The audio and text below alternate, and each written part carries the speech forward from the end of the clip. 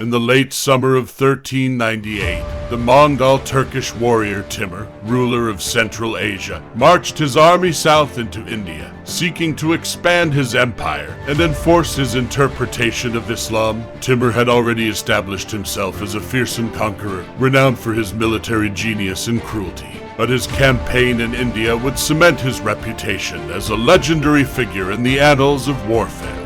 Timur's pretext for invading India was his claim that the Sultan of Delhi, Nasiruddin Mahmud, was being too lenient towards his Hindu subjects. But the real motive was likely the prospect of plundering and pillaging a wealthy and populous region.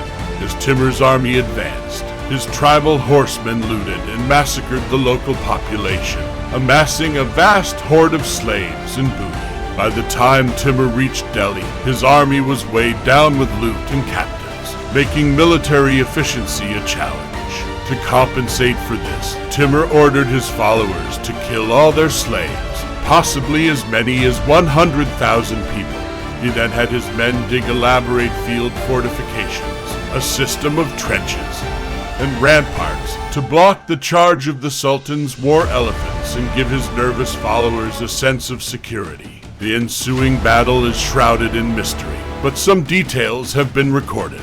Timur's army employed incendiary devices, such as catapults that hurled pots of inflammable liquid.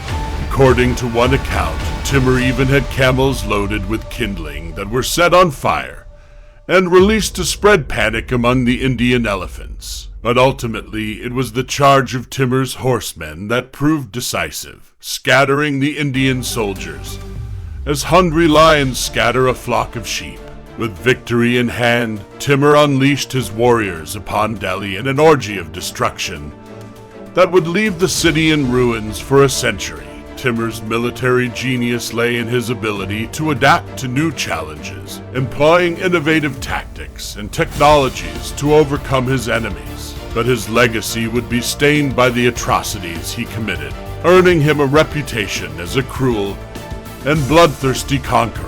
Despite the horrors of his campaigns, Timur's conquests left a lasting impact on the history of Central Asia and India, reshaping the political and cultural landscape of the region.